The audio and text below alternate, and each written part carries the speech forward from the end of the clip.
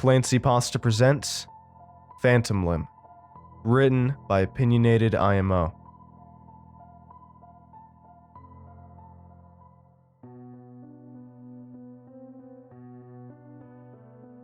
Like most people, I'd heard stories about how amputees could still feel their missing appendages. I didn't doubt it at all. Too many people had made the claim for it to be fantasy, or delusion, but I never expected to experience it myself. Who would? Unfortunately, my near-fatal car accident was both irreversible and life-changing. The damage to my body was so extensive, they had to remove my right arm at the shoulder joint. That made having a prosthetic arm very difficult, and nearly impossible to have any functional use of it. With a morbid sense of humor, one of my friends suggested I could become a rock drummer, like the one-armed drummer in Def Leppard. He was just trying to make me laugh, but it really hit home, my new disability. Pretty much right away, I started getting those fabled phantom pains. I could still feel it right on my shoulder stump. It was surreal to realize the arm I felt wasn't really there. I could finally understand the reason for the surprise and disbelief so many others experienced. Worse than that, though, my phantom limb began to do more than just tingle or ache. It started having impulses. Here's the thing. These impulses didn't match my own feelings, not by a long shot. My missing arm wanted to do things, independent and diametrically opposed to my own wishes. Quite frankly, it was very disturbing, the things that popped in my head. My phantom hand would reach to put itself around the necks of people who I had no ill will for. It was strange and frightening to imagine doing harm to them. Why would it want to hurt anyone, especially those who had been nothing but kind to me? The creepy sensation was so visceral and bizarre that I didn't know how to tell anyone about it. What would I say? Hi, Aunt Gertrude. For reasons I can't explain, I can still feel my disembodied arm and it wants desperately to strangle you. By the way, these cookies are fantastic. Feelings of malice grew stronger by the minute. The rising tide of anger I felt inside was so alien to my normal temperament that I had to remind myself it was all in my head. There was a conflict raging, and my body was poised to be the battleground. Of course, I knew that a phantom arm couldn't harm anyone, but I worried it might try to influence the rest of me. As it was, I was already having a hard time tuning out the inappropriate impulses my missing limb was trying to accomplish. Can you imagine standing next to your new boss and keeping a calm demeanor while your imaginary arm tries to throttle him? My face must have betrayed some hint of inner turmoil. He took me aside afterward and asked if there was something wrong. I assured him it was nothing, but I'm not sure I convinced either of us. The impulses were getting more violent. If the same sinister force that inspired them was able to get my remaining arm to cooperate, I would be in a world of trouble. I realized I needed psychological help.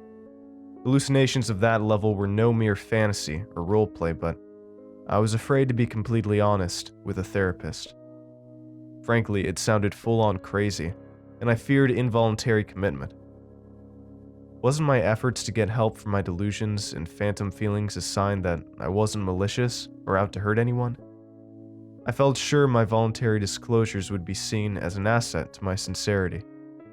It pointed to my enthusiastic cooperation, but every asylum in the world is filled with people who believe they are lucid and clear, with murderous impulses coming from my missing appendage. Perhaps I wasn't in a position to judge my level of clarity. There on the couch, my therapist asked what my phantom arm was doing at that very moment. It was a mind-blowing question. No one else would have entertained the idea to humor me. It seemed like an important step in my recovery. I explained that it was reaching for the side of the couch in an effort to rise me up. He found that fascinating. He wanted me to go into greater detail. Could I see the missing appendage with my eyes? Could my missing hand feel the soft, plush material of the furniture? If I were to wave it through an open flame, would it feel burned?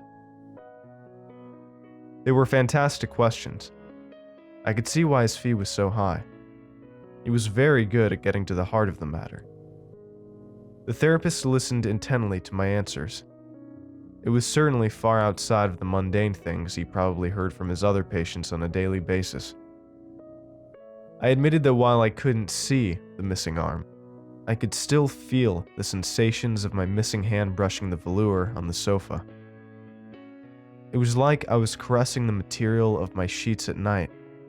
Just because you can't see anything in the dark doesn't mean the object isn't there, or that the other senses do not work.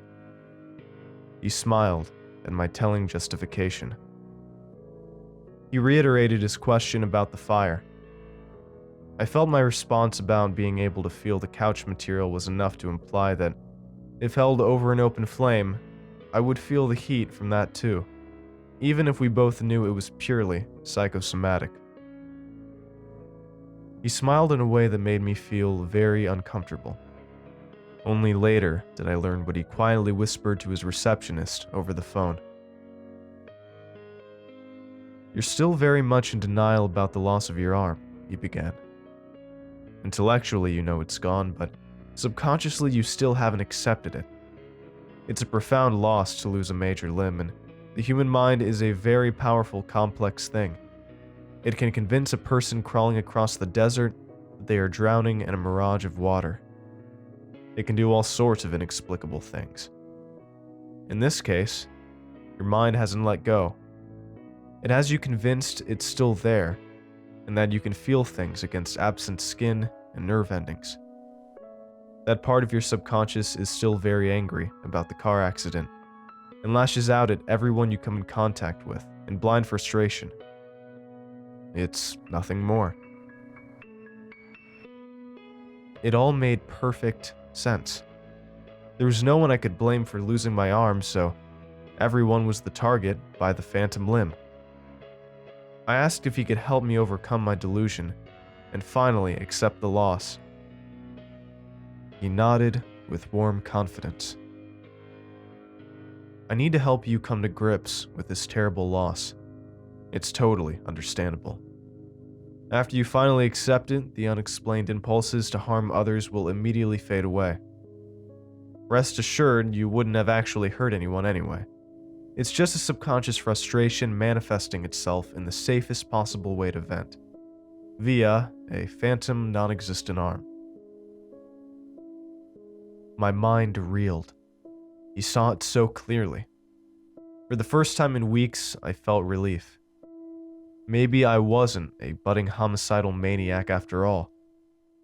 It wasn't clear how he was going to get the message across to my unaccepting subconscious, but the esteemed doctor obviously had a master plan. We made some small talk for a couple minutes until there was a knock on the therapy room door. His assistant came in with a large canvas bag from a hardware store chain. "Oh, yes, that will do perfectly. Thank you, Cynthia. We are about to do some unorthodox experimental exercises with these visual props. Mr. Pierce may become emotional and cry out during the therapy. If you hear any raised voices, please just disregard them. I hope we can have a breakthrough for him. It's imperative we are not disturbed."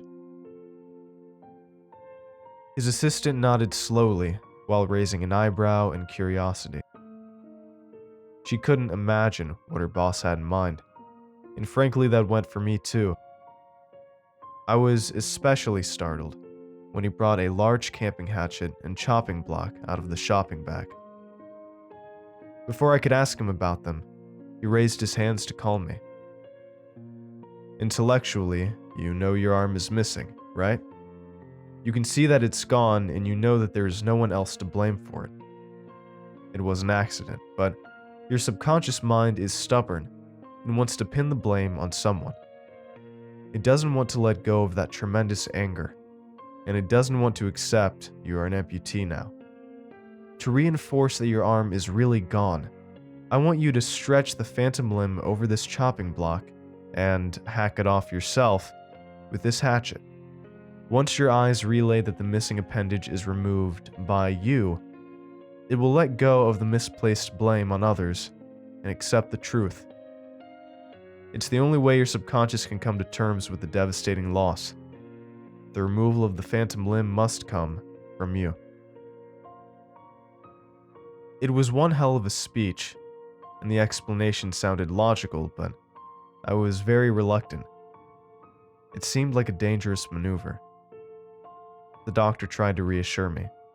He suggested that any hesitancy on my part was my subconscious trying to avoid accepting the inevitable. My jitters were really a last-minute Hail Mary to avoid coming to final terms with the loss. With a shaky hand, I accepted the hatchet from him and tried to force my rebellious arm over the block. There was a fierce war going in my head. I could see the doctor, out of the corner of my eye, observing the unorthodox therapy from a few feet away. He was transfixed. I think he saw his idea as revolutionary and groundbreaking. In the symbolic gesture of severing off my already severed arm, he was sure my mind would finally accept the loss and stop projecting anger at others. He was wrong. Dead wrong. I blacked out. I have no first-hand knowledge of what happened next, but the doctor videotaped all the sessions with his patients for official records. I've since watched the gruesome bloodbath a number of times during my hearing and the subsequent murder trial of Dr. Berkeley. It was hard to argue with video evidence, but I swear it wasn't really me swinging that hatchet in the footage. I was possessed by the will of my phantom arm as it fought for its existence.